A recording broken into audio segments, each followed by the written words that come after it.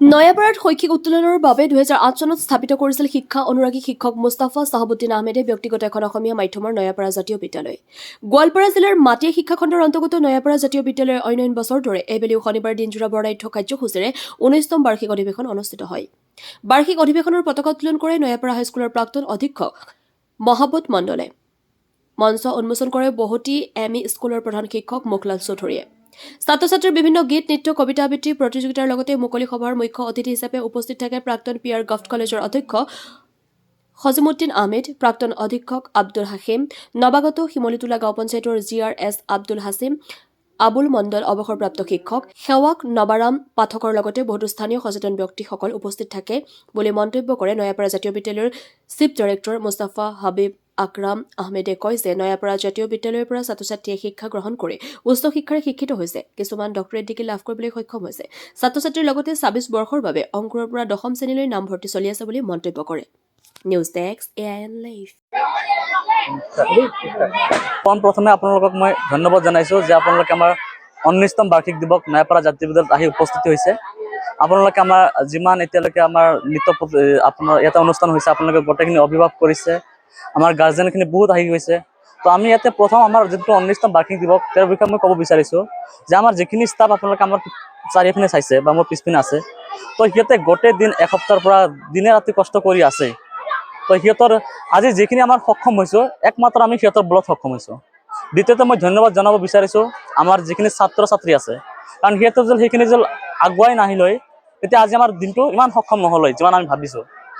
আমাৰ গাৰ্জেনবিলাক আহি উপস্থিতি হৈছেহি, আপোনালোকে আহি উপস্থিত হৈছে, আমাৰ মুখ্য অতিথি আহিছিলে, আমাৰ মুখ্য অতিথি যোনে আহিব পৰা নাই তেওঁলোকে নমিনীও পঠাইছিলে। তো আমি এইখিনিৰ বাবে বহুত বহুত ধন্যবাদ জনাইছোঁ সিহঁতক। এতিয়া মেইন কথাত আমি যদি আহোঁ, আমাৰ জাতীয় বিদ্যালয়ত প্ৰত্যেক বছৰে এই মাহতে আমি 19তম বাৰ্ষিক দিৱস এই বছৰ যেনেকৈ পালন কৰিছোঁ, প্ৰত্যেক বছৰে আমি এনেকৈ পালন কৰোঁ।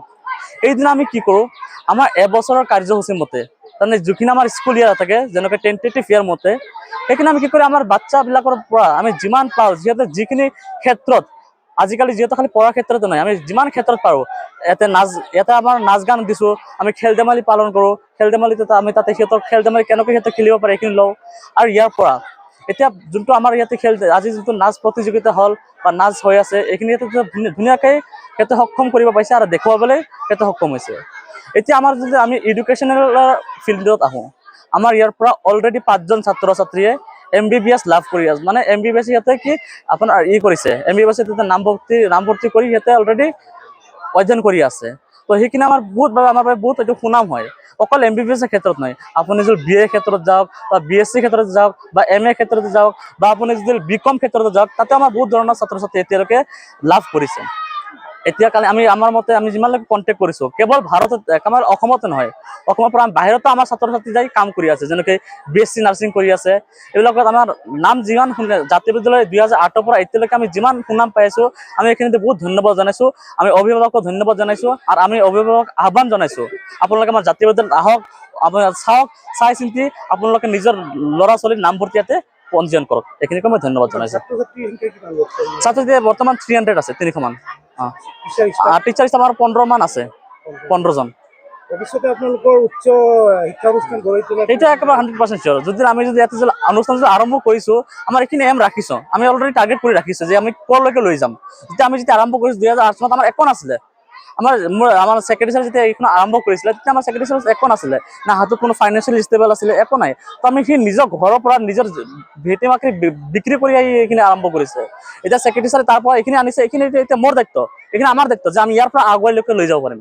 এইখিনি মোৰ ওচৰত কনফিডেঞ্চ আছে, মই ইনাফ কনফিডেঞ্চ আছোঁ, বা মই এইখিনি মোৰ ওচৰত বিল্ডিং আছে, মোৰ আপোনাৰ ব্লু প্ৰিণ্টটো আছে, মই যেনেকৈ লৈ যাব লাগে মই এইখিনি লৈ যাম ধুনীয়াকৈ। মই মেনেজিং ডাইৰেক্টৰ হিচাপে এটা কাম কৰিছোঁ। মোৰ নাম মুস্তাফা হাবিব আকৰাম আহমেদ। মোৰ গাঁওখন নয়াপাড়াতে, মই ইয়াৰ বাসিন্দা হয়। স্কুলৰ নাম হৈছে নয়াপাড়া জাতীয় বিদ্যালয়, আৰু ইয়াৰ নামভৰ্তি অলৰেডি আৰম্ভ হৈছে। অংকুৰৰ পৰা নৱম শ্ৰেণীলৈকে এডমিশ্যন হৈছে, আমি 10ম শ্ৰেণীৰ পাঠদান দিয়ে আছোঁ।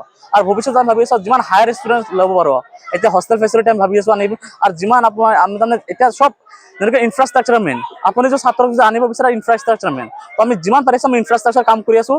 আৰু এতিয়া আমি পাৰিলে আমাৰ যিমান ষ্টাফ আছে, আমি ষ্টাফতো আমি তাৰমানে কি যিমান শুধৰণি কৰিব লাগে, আগত যেনেকৈ অৱহেলা হৈ আছিলে, আমি অৱহেলাটো এতিয়া ৰখা নাই। এতিয়া যেনেকৈ private institution, it is not a government institution. So' private institution আপোনাৰ এইটো মেইন কি থাকে যে টিচাৰ ভাল হ'ব। মানে গভৰ্ণমেণ্টৰ পৰা যদি প্ৰাইভেট দি যায় সিহঁতে এটা আশাতে দিয়ে যেন সিহঁতে যেন শিক্ষা যেন ভাল পাঠদান হয়, সেইখিনি সিহঁতৰ মেইন মটিভ থাকে। আৰু সিহঁতৰ ল'ৰা ছোৱালী যেন সিহঁতে আমি কোনটো ক্ষেত্ৰত ভাল আছে আমি সেইটো আগুৱাই লৈ যাব পাৰোঁ। তো আমি যদি এটা কাম কৰি আছোঁ, আমাৰ যোনটো মেইন কাম কৰা আমি য'ত পাৰ্ট কৰি আছোঁ সেইটো আমাৰ টিচিং ষ্টাফ। আমি যদি টিচিং ষ্টাফ যদি আমি ঠিক কৰিব পাৰোঁ বাকীখিনি আমি অট'মেটিকলি আমি মেনেজ কৰিব পাৰিম। কাৰণ এই স্কুলত আমাৰ যিখিনি বেকবন আছে, আমাৰ বেকবন হৈছে আমাৰ টিচিং ষ্টাফ। এতিয়া আমাৰ টিচিং ষ্টাফ যদি ভাল থাকে অবভিয়াছলি আমাৰ আল্টিমেটলি এনে এটা আমাৰ কিবা প্ৰমোশ্যন হৈ থাকিব। কিছুমান ছাত্ৰ আপোনালোকক বিনা খৰচত পঢ়াই থকা বুলি সেইটো আমি তাৰমানে কেনেকুৱা ছাত্ৰ পঢ়াইছোঁ যোনে পঢ়া শুনাত ভাল তাৰ কিন্তু শাৰীৰিকভাৱে বা আৰ্থিকভাৱে এটা দুৰ্বল আছে, সিহঁতক আমি কি কৰি সিহঁতে আমি চাই লওঁ, কথা পাতি লওঁ। তো আমি সিহঁতক কি কৰিছোঁ এটা বিনামূলীয়া পঢ়াইছোঁ। আৰু যেনেকৈ ছাত্ৰ আছে কাৰো তাৰমানে কি মা দেউতাকে ঢুকাইছে, তো ঘৰত কোনেও নাই, সিহঁতক আমি বিনামূলীয়াকৈ পঢ়াই আছোঁ। এইখিনি মই আপোনালোকৰ এই চেনেলক ধন্যবাদ জনাইছোঁ। ইংৰাজী নৱবৰ্ষ আৰু আগন্তুক বসন্ত উৎসৱৰ সময় আহি আছে, সকলোকে ধন্যবাদ জনাইছোঁ যাতে আমি সুখ শান্তিৰে মিলা প্ৰীতিৰে বসবাস কৰিব পাৰোঁ। এই বিদ্যালয়খন 2008 চনত মোৰ সৰু ভাইটি শ্বাহাবুদ্দিন আহমেদে স্থাপন কৰিছিল। এইটো জাতীয় বিদ্যালয় হয়। অসমীয়া ভাষা সংস্কৃতিৰ কাৰণে যিবোৰ বিদ্যালয় স্থাপন কৰা হৈছে তেনেকৈ এখন বিদ্যালয়। আৰু এই বিদ্যালয়খনত প্ৰথমৰ পৰাই আজিলৈকে বহুত ভাল ভাল কৃতি ছাত্ৰ ছাত্ৰী ইয়াৰ দ্বাৰা বিভিন্ন ঠাইত অধ্যয়ন কৰি আছে।